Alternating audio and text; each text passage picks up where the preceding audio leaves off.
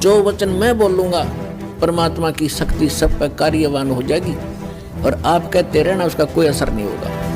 इस दास के ऊपर दया हुई है, संघर्ष बहुत करना पड़ रहा है, लेकिन परमात्मा का साथ जिसके साथ होता है वो हार नहीं होती उसकी, क्योंकि हमारा उद्देश्य कल्याण है। पर पूरे विश्व का कल्याण लेकर चल रहे हैं हम, पूरे मानव का कल्याण होगा, पूरे प्राणियों का कल्याण होगा। तो पुण्यात्माओं, यह सच्चाई है, आज तक को बताने वाला दृढ़ता से सामने आ नहीं सका। ये सारे नकली हैं, ये केवल वही बातें करते हैं जो समाज में अच्छी लगे, लेकिन रहना मर्यादा में। और मर्यादा में भी तभी रहोगे जब आपको यहाँ का दुख दिखेगा और वहाँ के सतलोक के सुख का आपको आभास होगा। और फिर धीरे धीरे कैसा समाज बनेगा, या माया की जो दौड़ है या आग लगी हर एक के अंतःकरण में, या शांत होएगी। आप माया के पीछे किस लिए भाग रहे हो? बड़ी कोठी बनाऊंगा, गांव नगर में मेरी शोभा होगी, फिर लड़का लड़की ब्याहूंगा, खूब बैंड बाजे बजवाऊंगा तू तू तू तू तू करवा के, और खूब दान दूंगा, लोग देखेंगे बड़ा दान करा भाई इसने।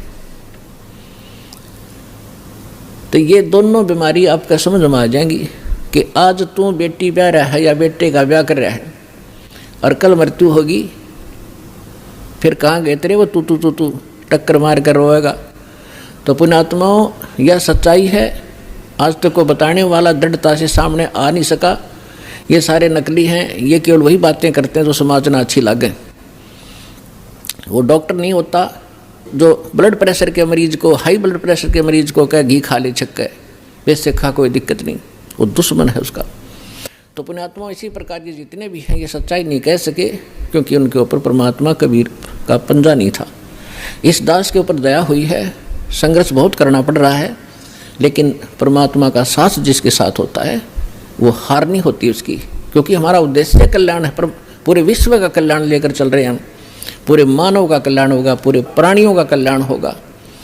क्योंकि जैसे आज ये परमात्मा की वाणी है, इसमें इतनी शक्ति है जो स्वयं परमेश्वर ने आके बोली है। उसके बाद फिर गरीबदास जी के माध्यम से जो वाणी बुलवाई है उन्होंने वही वाणी एजडी दे दी, और उस वाणी को फिर दास बोल रहा है। यानी अधिकारी के द्वारा जो वाणी बोली जाती है उसका असर होता है।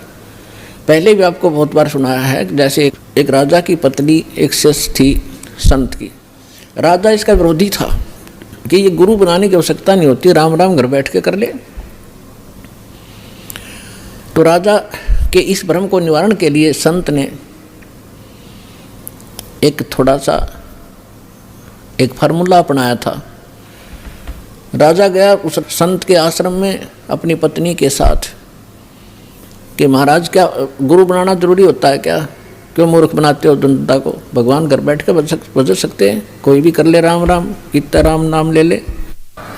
तो संत जी ने सोचा ये राजा है, यहाँ नाराज घना हो जाएगा। जब मैंने कुछ उल्ट सुल्ट जवाब दे दिया तो उसको कहा, राजन अब मुझे अपनी भक्ति का समय हो गया है, इसमें काफ़ी समय लगेगा, मैं आपका प्रश्न का उत्तर दूंगा, मैं कभी घर आऊँगा आपके वहाँ दे दूँगा, वहाँ कभी आपको विस्तार से समझाऊँगा, तब समझ में आएगी। राजा बोला ठीक है।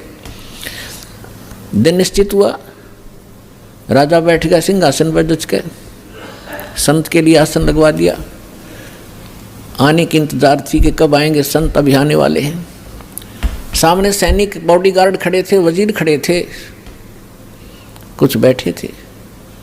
जब संत पहुंचे वहां पर और वहां उपस्थित सभी सैनिक जो खड़े थे उनको कहा संत ने कि ए सैनिकों, ए सिपाहियों, इस व्यक्ति को अरेस्ट करो। राजा की तरफ संकेत किया। अब वो सिपाही सोच रहे थे ये मंदबुद्धि व्यक्ति क्या बकवास कर रहा है।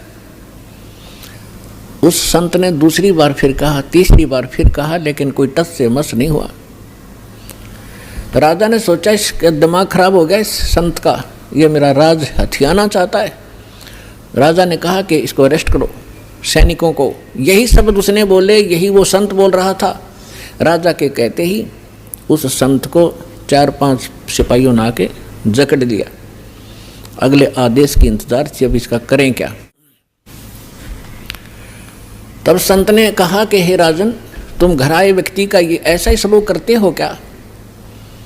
राजा ने कहा कि आप क्या कर रहे थे? कि मैं आपके प्रश्न का उत्तर दे रहा था कि आपका प्रश्न ये था, क्या घर हम खुद भक्ति नहीं कर सकते? गुरु की क्या आवश्यकता है? राजा ने कहा, ये खाक उत्तर दिया तेने? बकवास करने लग गया कि नहीं सुनो जानते, मुझे छुड़वाओ पहले। राजा ने कहा छोड़ दो, न छोड़ दिए।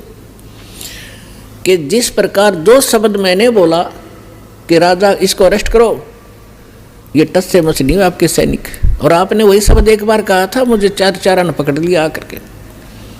तो आपके वचन में शक्ति है, आपके बोलते ही ये क्रियावान हो गए, और वो शक्ति जो आप वाली है वो राजनीति वाली मेरे पास नहीं है। मेरे पास शक्ति है अध्यात्म की। ठीक इसी प्रकार जो वचन मैं बोलूँगा परमात्मा की शक्ति सब पर कार्यवान हो जाएगी, और आप कहते रहना उसका कोई असर नहीं होगा। इसी से आप समझ लेना।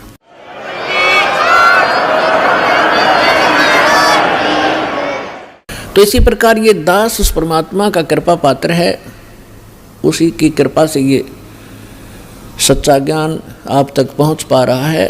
तो उस परमात्मा का आदेश और फिर इस दास के मुख से आगे चलेगा, ये सर्व प्राणियों का कल्याण करेगा। इसका तरीका देखो, परमात्मा ने कैसा एक अनोखा तरीका अपनाया है। कैसे चिप बनवा दी, मेमोरी कार्ड जिसको कहते हो, टेलीविज़न प्रोजेक्टर बनवाए, इंटरनेट वेबसाइट यूट्यूब बनवा दी। अब जो घनी अच्छी आत्माएं होती हैं पूर्व जन्म, वैसे तो घनी अच्छी आत्मा है वही तो मनुष्य जीवन प्राप्त कर रही हैं, उनसे भी अच्छी आत्माएं वो भगवान के लिए भटक रही हैं, और उनसे भी वो अच्छी आत्मा है जो सतगुरु और सत्संग और सच्चा नाम प्राप्त सतनाम प्राप्त कर रही है। तो आप जो सतलोक आश्रम बरवाला जिला हिसार हरियाणा में आ रहे हो, ये तीसरे नंबर की सर्वश्रेष्ठ आत्माएं हो जो आपको शीघ्र से परमात्मा का ये मार्ग ठीक मिल गया। तो जो अन्य भी हैं उनके लिए परमात्मा ने ये तरीका अपनाया है सर्व प्राणियों के कल्याणार्थ। ये वाणी जो दास बोल रहा है रिकॉर्ड हो रही है, मेमोरी कार्ड बन रहे हैं, टीवी पर चल रहे हैं, आप घर पर चलाते हो, पशु पक्षी भी होते हैं, चींटियां भी होती हैं, मच्छर माखी भी होती हैं, उन सब के ऊपर ये वाणी अपना प्रभाव करेगी। काल ने जैसा जुल्म किया था उतना ही उससे भी आदि कर रहे हैं अब परमात्मा ने अपनी आत्माओं पर किया है। चींटी से लेकर हाथी तक, रंग से लेकर राजा तक, ये सारे कबीर परमात्मा के बच्चे आत्माएं हैं। इस काल ने हमारा उलिया बिगाड़ दिया, हमारी दुर्गति कर दी, कुत्ते गधे सूर बना कर हमें क्या डंगा खिला रहा है, और हम क्या खाते थे सतलोक में, कैसे रहते थे, कैसा सुख था वहाँ पर। अब आप तो भूल भाल गए, हम सब भूल भाल गए, भगवान ना के फिर जगाए, यथार्थ ज्ञान को बताया। उससे पहले काल ने परमात्मा और सतलोक का नाम लेकर, कबीर जी का नाम लेकर के, और फिर और दूना ज्ञान फैलवा दिया। तो ये सभी उस परमेश्वर की आत्माएं हैं, उनके लिए परमात्मा ने ये समय फिक्स कर दिया था कि चौथा युग जब कलयुग आई तब हम अपना अंश पठाई। काल फंद छूटे डर लोई, सकल सृष्टि परवानी खोई, घर घर देखो बोध विचारा, सत नाम सब ठोर उचारा। कलयुग बीते 5500 पाचा, जब ये वचन मेरा होगा साचा, कलयुग बीत जावे जब एता। परमात्मा ने कहा है कि सर्व प्राणी, सकल सभी प्राणी परम